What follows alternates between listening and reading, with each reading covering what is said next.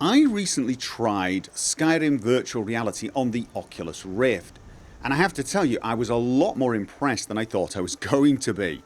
I'd actually tried VR Skyrim before on the PlayStation 4, and it was a bit of a mixed experience. It was interesting, it was cool, but to be honest, it didn't feel as good as playing the normal game, and to me, I thought it was going to be more of a tourist experience. I would boot the game up, I would visit all my favourite places, look at them in wonder, and then go back to playing the normal game. Now I am still going to be playing Skyrim Special Edition, but I've changed my mind about Skyrim VR and VR in immersive sort of open world games in general. This is actually a pretty playable game, and I know that sounds amazing if you've not been following VR, but this is a big step. I can honestly imagine that with some tweaks, with a little fiddling and perhaps modding, I could do a VR playthrough in Skyrim and thoroughly enjoy it. Casting in Skyrim has actually got a major advantage when in VR, in that you can actually point your hands in different directions. In the normal Skyrim game, you pretty much point your hands in the same direction and both spells fire off in the same way. With VR, you can actually point in one direction, fire a spell, and in another direction, a different spell. As you can imagine, this gives you a lot of potential. You could say, ward a spell that was coming at you here, and then summon something down here. Or you could be blasting something over here while summoning over there. And this makes it feel, well, a lot more fluid and tactical, and also a hell of a lot of fun. But what really surprised me was how much I liked archery in the Oculus Rift version. I had tried firing a bow on the PlayStation 4, and honestly it was a fairly horrific experience. This was the total opposite. It was actually a ton of fun. It felt very natural. You needed to get used to it a tiny bit, but once you did, you started shooting arrows without thinking. And I actually imagine an archer playthrough in VR wouldn't just be viable, it would possibly be one of the most fun ways to play. You can actually shoot objects with the arrows and watch them bounce around, and it's oddly entertaining in VR. My main area of concern with playstyles is the melee combat. It's a bit of a mixed bag. The weapon positioning is pretty good. You feel like the sword is where you can see it, but it feels too light and fluffy. It's sort of like, it's difficult to explain, but there's no weight and there's no feeling of having a sword there. And so you get this feeling you want to just sort of wiggle your sword at things rather than, like really slash. Now you can actually tweak the game so that it will not register little hits as hit, so you have to really slash. But it's, it still feels a little odd. I apologise if occasionally I hit the microphone in front of me. I'm trying to use my good microphone rather than the microphone that's attached to the Oculus, so it's a little difficult. I may have to turn away when doing this.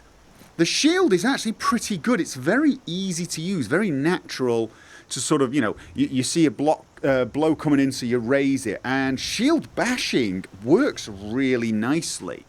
The combination of the two is pretty good. You can really sort of get into the feeling, but there are a couple of major issues. The first major issue is the movement. When I first started doing melee combat, I had a lot of trouble, and it wasn't in hitting and blocking, it was in getting the distance to my enemies. In fact, I still can't, while I'm holding these weapons, moving around is not as easy, and I'll explain why in a second, but I found it really difficult to sort of dive forwards, stab, and then dive backwards. It was a little confusing, so it was very, very clumsy indeed. The problem is the way you move in VR. There are a couple of ways you can move, and, well, there's actually three technically, and two of them do not work well with melee in my opinion. although I will get to it towards the end. I think they could be fixed, either with mods, third-party programs, or even some new technology. I'll talk about that a little later on.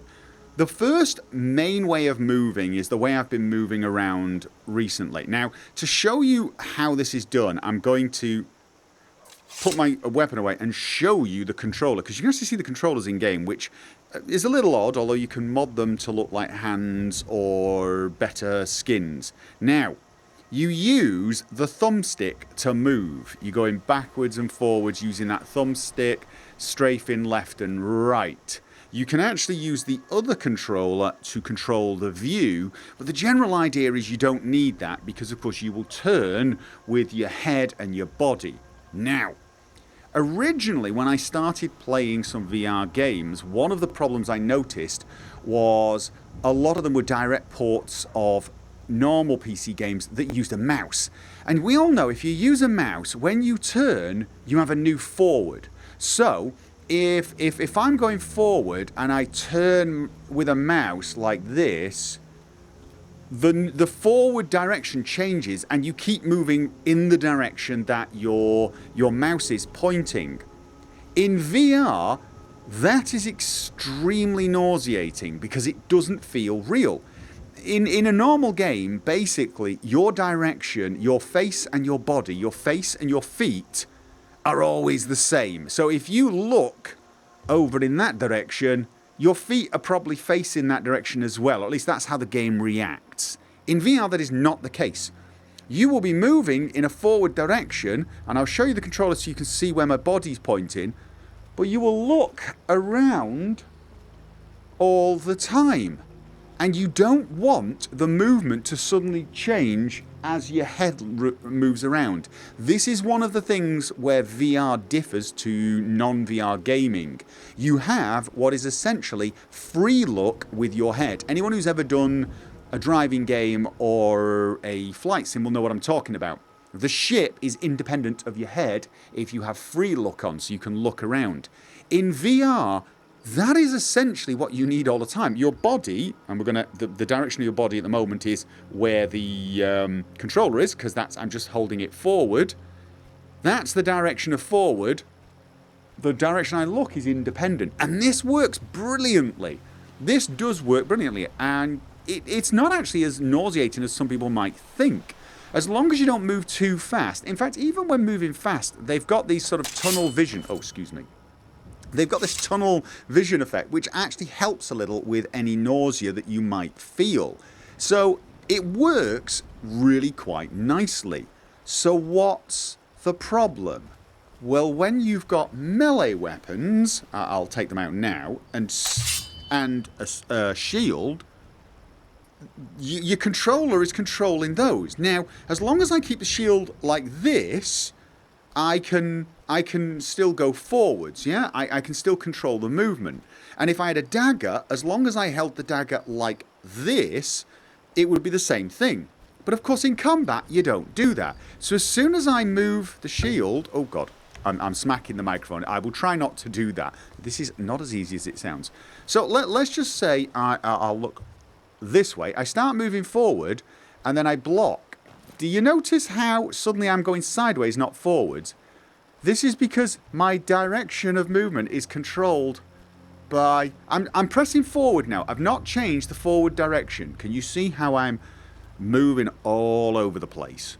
But there is another way of moving, and that is using teleportation. You can change it in the settings, and this will have you basically jumping backwards, jumping sideways, and that is actually pretty useful in combat. You can imagine that if you're fighting and blocking and stabbing, being able to sidestep is actually, you sidestep quite a lot in some cases, is going to be useful. The problem comes when you're trying to teleport forward, because when you teleport forward, there is a trajectory. So you just point and click, well, you actually hold it forward, find your movement point, and move there. And it works great, except the big problem, of course, is now when I've got a shield and I'm trying to do this, I've got to open the shield up to find where I want to go.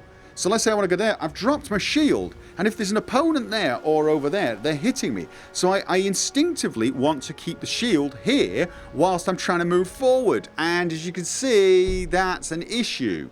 So we end up, like, I go forward, I go, okay, there, hit, there, hit, and it's really unnatural. It just doesn't feel good at all. So of those two methods, honestly, what I ended up doing was I tried the teleporting and I was going backwards and sideways, but waiting for them to come to me. And I don't like that. I want to be able to just dash in and block bash and stab them in the ghoulies, you name it. I want the freedom. I mean, that's the whole idea with VR. Freedom. I did say there was a third way of moving. This is going to be difficult with the microphone, so if you hear me fade away, it's because I'm moving away from the microphone. There's a good reason for that. The third way to move in virtual reality is to move. So I'm moving away from the microphone. You can probably hear I'm getting far away, and I've moved quite a lot. And then I'll move back and try not to walk into a wall. You can actually fight like that. You can dive, you can block, you can back off, you can lunge in. I'm going to find the microphone again without trying to kill myself. There you go, there's the microphone. You can move around quite a lot, and that works. That works really well. So what you could do is teleport within basic range and then engage them that way. However, I had to very carefully plan those movements so as not to have an accident and end up in hospital. To play like that, you're going to need a big room. You're going to need at least, I think, 2, maybe 3 meters either side of you in all directions and stand clear of all objects. If you've got that kind of a setup, melee is going to be tons of fun because let's say there's a bunch of guards underneath the bridge thing here. You just go forward to there so you've engaged them, and then you can dive around and move a bit, and then just do the odd bit of movement with either teleportation or the normal movement. Both would work. Now, one potential pitfall of diving around the room like a maniac to do melee combat are the wires. You are going to have a setup where the wires don't wrap around your legs or your head, or, to be honest with you, I think it's going to be pretty tough if you're really moving a lot, if you're trying to get the distance in there, if you're trying to do your impression of what's-his-face from Troy, jumping around and stabbing people in the neck. You're going to need a bit more freedom, and honestly, I think you're going to need a wireless solution. The good news is there is a wireless solution on the way.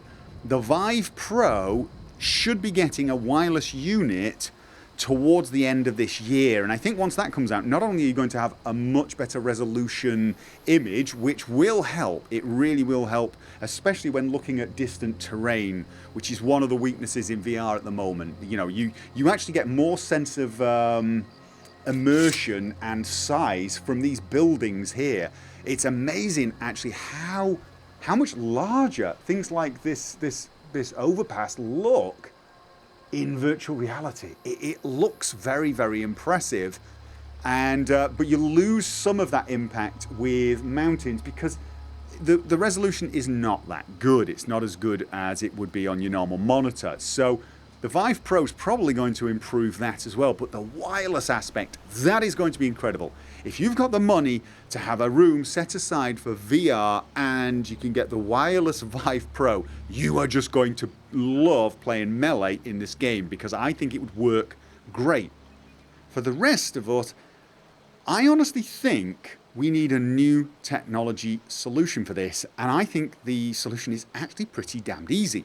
You see, the problem is movement needs to be oriented to something other than your face, where you're looking, he says pointing with the controller, or your hands.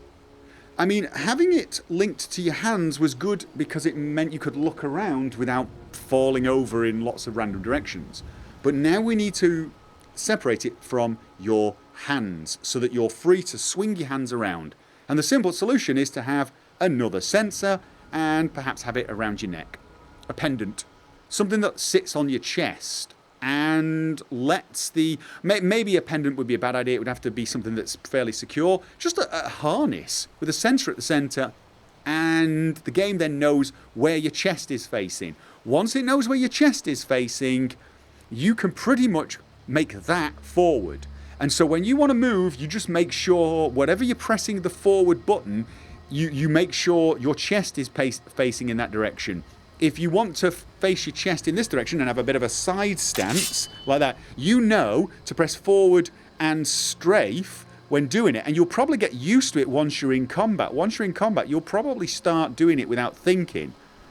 But what it will mean is you can quickly move your hands without having this sort of...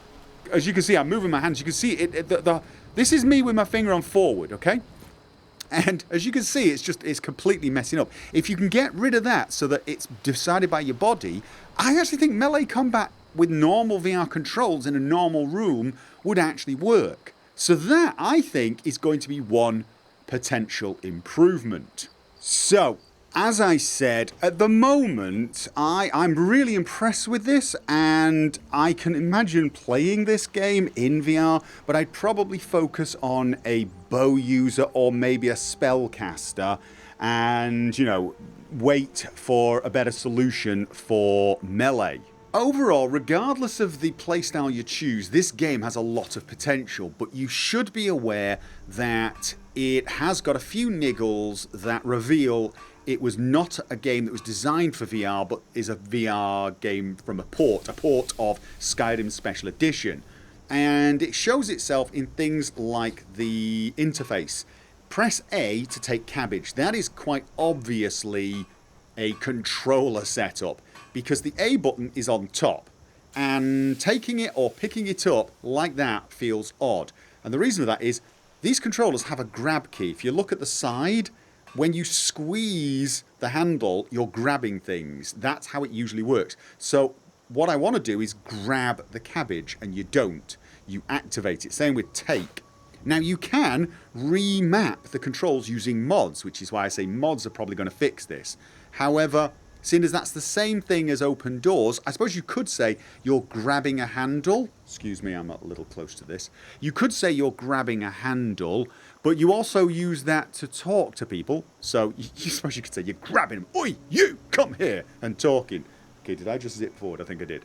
So as you can see, there are just a few niggles. There's a couple of things that you might want to tweak in the setup, like the sneak height, so that when you start sneaking, as you can see, I'm now hidden, and I am a little shorter. But the default game actually ends up having you... And that might be how it is in the normal game, but honestly, it feels weird in VR. You can actually sneak by crouching yourself, and you can set the activation height, but then you're crouching for like half an hour, and it might play hell with your knees. So there's plenty of little things. There's a hotkey... a favourites menu, but there are no hotkeys. But I've seen mods that will actually put hotkey icons below you, so you can look down at your belt, and which is superb, because that's the sort of thing I want to do. So when I'm taking out a spell and then I'm switching to a war axe, and I get this, and then I put it away. It would be nice if I could put it away and pick up another weapon, or activate a spell. The other thing is, because of the way VR games work, I feel like I should be grabbing this with the grab button. And actually, that's how I would hold it. I would grab it, and then I actually feel like if I release it, which I just did, it should drop on the floor, and it doesn't. So there's all these different ways where I think VR games have a different set of expectations. When I'm holding this item here, I expect to grab it. I expect to be able to throw it away just by releasing the grab key, and I can't. Stuff like this, I think, can be modded, as can favourite menus. I've already seen a better favourite menu. There are plenty of other things that could be done. Oh, actually, you know what? Let's put that on the left. And Iron Mace. You know, so what the other thing I'd like to be able to do is drop the dagger and then actually change hands manually. Things like that, they're going to require either Bethesda change some stuff or mods. I think it would probably be possible. I think this sort of thing will probably be solved better in their next games. Obviously, Skyrim and Fallout 4 are test cases, I think, for future games.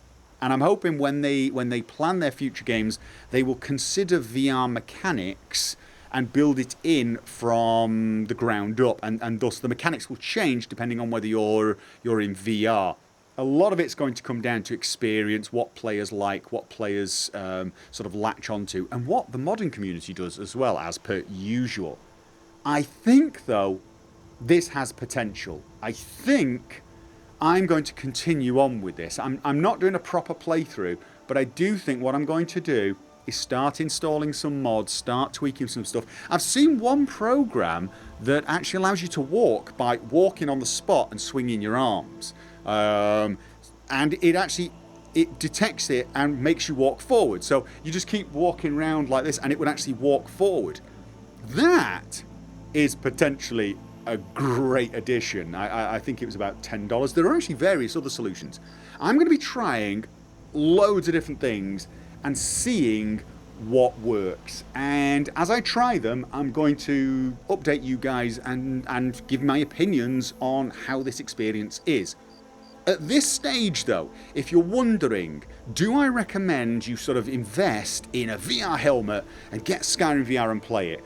The answer would probably be no at the moment. If you don't already own a VR solution, I would really wait. If you're thinking of investing in one and you want to play a game like Skyrim, wait for the Vive Pro and the wireless solution. Honestly, I think that's going to be a game changer, quite literally in this case. That is the thing to do. If, however, you already own a VR solution and you're a Skyrim fan and you have $60 to spare, yeah, it's a ton of fun, and not just for the tourist aspect, not just so that you can go to Whiterun and Rift. And I mean, I've not been anywhere except Riverwood at the moment, and I'm so looking forward to going to some other places. But because it actually is fun to play, even now, if you already have the hardware, yes, it's probably worth it. This was a big surprise to me. I'm very impressed with how the game feels. I'm very impressed with how great it just looks. I'm overall, colour me, very impressed. The only thing we need now is to have a floor that vibrates and a giant fan on the ceiling to blow air at me, because that's the one thing that I did notice and wonder how the hell they're going to solve. I'm not feeling any breeze right now, and I feel like I should. I feel like I should be feeling a cool breeze from the night. And in the initial fight, when we were fighting Alduin, every time he went past or landed, I kind of felt like I needed a bit of a... Like, I felt like I needed the floor to vibrate. So maybe one of those treadmills to walk on, but one with, like, actuators to vibrate you and make you feel like you're... Yeah, I mean, we're taking immersion to whole new levels there, but... That's one of the things I did notice. When Alduin was flying past, he looked impressive, but I kept expecting to feel buffeted by the air. I kept feeling like I should be feeling, when he landed on the ground, I should feel it through my bones, and of course you don't. So I'm not saying it's perfect yet. I'm not saying you feel like you're in Skyrim, but it's pretty damned close.